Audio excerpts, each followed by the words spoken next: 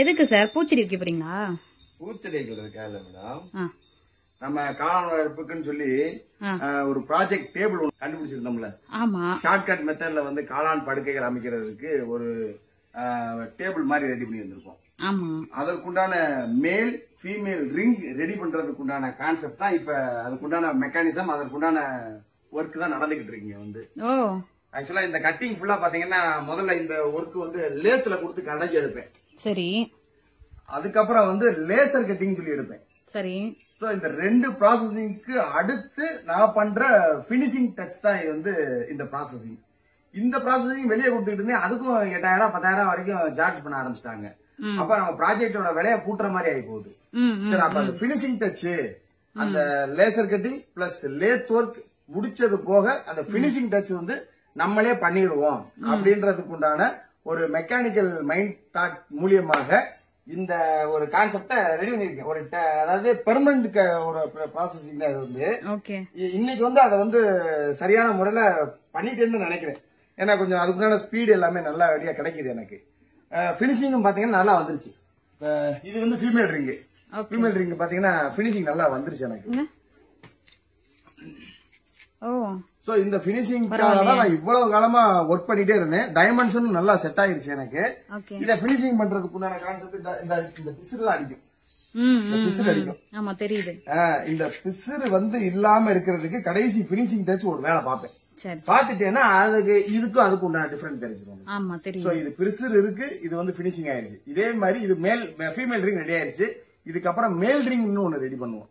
So இது ரெண்டும் ready ஆயிருச்சு அப்படின்னா நம்ம காளான் வளர்ப்புக்கு அந்த காளான் படுக்கைகள் அமைப்பதற்குண்டான ப்ராசஸிங் ரொம்ப ரொம்ப ஈஸியா இருக்கும். ஒரு 10 நிமிஷம் ஒரு காளான் படுக்கை அமைக்கிறீங்க அப்படின்னா இது மூலியமா அமைக்கும் போது பாத்தீங்கன்னா 2 அல்லது 3 நிமிஷத்துக்குள்ள எக்ஸ்பீரியன்ஸை பொறுத்து உங்களுக்கு கால சூழ்நிலைகள் ரொம்ப குறைவா இருக்கும். அப்ப லேபர்ஸ் வந்து நம்ம குறைச்ச விதத்துல தேவைப்படுவாங்க. சம்பளம் நம்மளுக்கு மிச்சமாகும், கரண்ட் செலவு மிச்சமாகும்.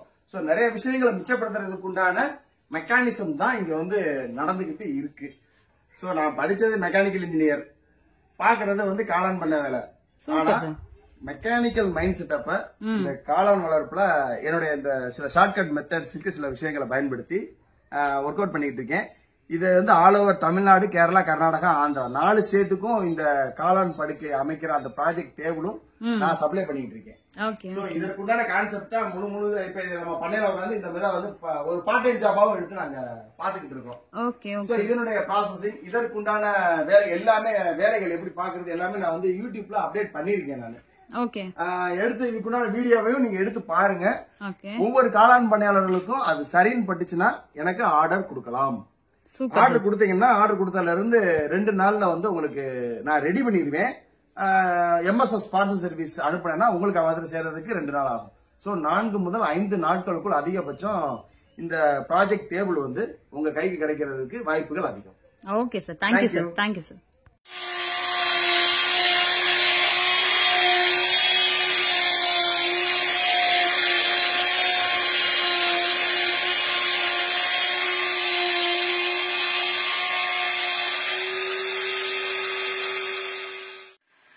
ரொம்ப சின்சியரா ஒர்க் பண்ணிட்டு இருக்கீங்களே, இவ்வளோ ப்ராடக்ட வச்சு என்ன பண்ண போறீங்க? இடையில நான் பேங்காக் போயிட்டு வந்தேன் அப்படின்ற மாதிரியான ஒரு டாபிக் சொல்லியிருப்பேன் நானு. அங்க நிறைய காளான் பண்ணைகள் இருக்குது. அங்க வந்து அடிப்படை முறையில தான் வந்து காளான் பெட்டுகள் வந்து அமைச்சுக்கிட்டு இருக்காங்க. கட்டி உட்காந்து வேலை பார்த்துட்டு இருக்காங்க. சோ அவங்களுக்கு வந்து நம்மளுடைய ப்ராஜெக்ட் மெத்தட போய் ஒரு சாம்பிள் வந்து எக்ஸ்பிளைன் பண்ணிட்டு வந்தேன். சரி, அதை பார்த்தோன்னா ரொம்ப பிரமிப்பாயிட்டாங்க. சோ அதற்குண்டான ஆர்டர் தான் இப்ப நம்ம கையில கொடுத்திருக்காங்க. கிட்டத்தட்ட ஒரு 30 பண்ணையாளர்களுக்கு தேவையான இந்த ப்ராஜெக்ட் அந்த டேபிள் வந்து நம்மளுக்கு ஆர்டர் கொடுத்திருக்காங்க. சோ அதற்குண்டான ப்ராசஸிங் தான் இப்ப நடந்துட்டு இருக்கு. பேங்காக் வரைக்கும் போய் எக்ஸ்போர்ட் பண்ணிட்டு இருக்கீங்களா? சோ முதல் முறையாக சூப்பர் சார் ப்ராஜெக்ட் டேபிள் வந்து பேங்காக் லெவல்ல எக்ஸ்போர்ட் பண்றோம் பண்ண ஃபர்ஸ்ட் டைம் ஆர்டர் அப்படின்றப்ப ரொம்ப கேர் எடுத்து பினிஷிங் பிளஸ் அதோட டைமென்ஷனு, அதோட மேனுபேக்சரிங் கான்செப்ட் எல்லாமே என்னுடைய மேற்பார்வையில நானே உட்காந்து இந்த வேலையை பார்த்தாதான் இது வந்து திருப்தியா இருக்கும் அப்படின்றதுக்காக உட்காந்து கிட்டத்தட்ட ஒரு நைட் ஷிப்ட் 2 பகல் ஷிப்ட் உட்காந்து ஒர்க் பண்ணிட்டு இருக்கேன். சோ இதை நான் கண்ணுங்கருமா பார்த்து நல்லபடியா முடிச்சு அவங்களுக்கு சப்ளை பண்ணி எனக்கு பேமெண்ட் ஆயிடுச்சுன்னா எனக்கு ஒரு பேர், நல்ல ஒரு பேர் எனக்கு ஒரு பேங்காக்ல வந்து நல்லா நிறுத்திடுவேன் அப்படின்ற ஒரு நம்பிக்கையோட இந்த வேலைகளை நான் பாத்துட்டு இருக்கேன். செம்ம சார். Okay madam. இந்த ஸ்டேட் லெவல்ல போயிட்டு இருந்தீங்க, இப்ப வந்து ஆமா, இப்ப இது வந்து மேக்ஸிமம் இப்ப தமிழ்நாடு, கேரளா, ஆந்திரா மொத்தம் 4 ஸ்டேட்டுக்கு கவர் பண்ணிட்டு இருந்தேன். ஒரு கொஞ்சம் அப்படியே நார்த் சைடு கொஞ்சம் மூவ் பண்ணேன். அந்த கண்ட்ரி டு கண்ட்ரி. இப்ப வந்து பேங்காக் லெவலுக்குன்றப்ப அடுத்த லெவலுக்கு போயாச்சு. ஒரே ஒரு ப்ராஜெக்ட் வந்து மலேசியால கொடுத்திருந்தேன். சோ அவங்க ரிப்போர்ட் வந்து இன்னும் எனக்கு வரல எனக்கு. ஆனா பேங்காக்ல இத பத்தின தகவல் சொல்லி அதுக்குள்ள சாம்பிள் ஒண்ணு அனுப்புனேன்.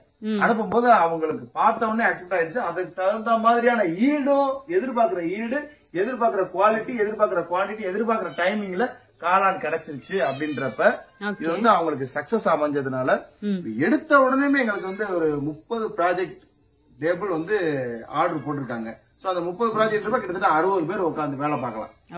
சோ இது வந்து ஃபேக்டரி லெவல்லயும் ஈஸியா வேலை பார்க்கலான்ற ஒரு கான்செப்ட். அதோட முக்கியமானது மாற்றுத்திறனாளிகள், முதியவர்கள், பெண்கள் எளிமையா உட்காந்து வேலை பார்க்கலாம் அப்படின்றதுக்கு உண்டான கான்செப்ட்ல தான் இப்ப அவங்க வந்து இந்த ப்ராஜெக்ட் டேபிள வந்து நம்மளுக்கு ஆர்டர் பிளேஸ் பண்ணிருக்காங்க. Super sir, super sir. இந்த நீங்க பேசிட்டு இருக்கும் போது பின்னாடி இருந்து இறங்கி ஒரு ஆள் போயிட்டு இருக்கு. ஆமா, பூனை. பூனை எதுக்காக? ராட் தொல்லை இருக்கக்கூடாது பண்ணக்குள்ளன்றதுக்காக வளர்க்குறீங்களா? ஆமா மேடம். நம்ம ஏரியாவில வந்து பாத்தீங்கன்னா எலி, பெருச்சாளி, மூஞ்சுரு, சுண்டலி, இது போக நான் மலைக்காட்டுக்குள்ள குடியிருக்கிறதுனால வந்து பாம்பு, பாம்புராணி, ஓனாவண்டி, சில கீரி பிள்ளைகள், இந்த தொல்லைகள் இந்த இடத்துல நிறைய இருக்கு. அத வந்து நம்ம கண்ட்ரோல் பண்ணணும். ஒண்ணு விரட்டணும், இல்லன்னா அழிக்கணும். உங்களுடைய பண்ணையாளர்களுக்கு நீங்க சஜஷன் கொடுக்கலாம். ஐயோ, தாராளமா. இங்க பூனை குட்டிகள் நிறைய பெருகிக்கிட்டு இருக்கு எனக்கு வந்து. சோ நான் கொடுத்த பண்ணையாளர்களுக்கு ஃபுல்லா அவங்களுக்கும் பூனை குட்டிகள் பெருகிக்கிட்டு இருக்கு.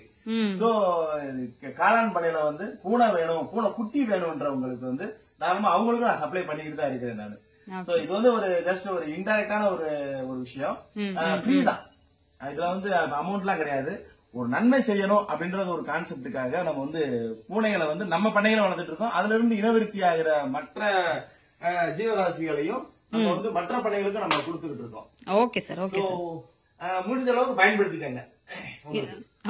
வேட்டையாடுற பூனை அது வந்து எங்க இதுல வந்து. சோ இதுதான் ஃபுல் அண்ட் ஃபுல் நம்மளுக்கு வந்து செக்யூரும் கூட நம்மளுக்கு வந்து.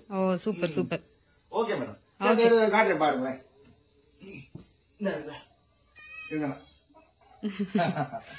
சாப்பாடு, பால் ஏதாவது வைக்கிறீங்களா? இல்ல வேட்டையாடி மட்டும் தான் சாப்பிடுதா? எதுவுமே சாப்பாடு கூட எதுவும் கிடையாது. இது வந்து இங்க இருக்கிறத வேட்டையாடி சாப்பிடும். வெளியில போய் சின்ன சின்ன புழு, பூச்சி, ஈ எல்லாத்தையும் பிடிச்சி வந்து வேட்டையாடி சாப்பிடக்கூடியது. சோ இதையும் ஒரு ஆர்டிகலா இதோட சேர்ந்து வெளியிட்டு இருக்கு. Okay sir, thank you sir.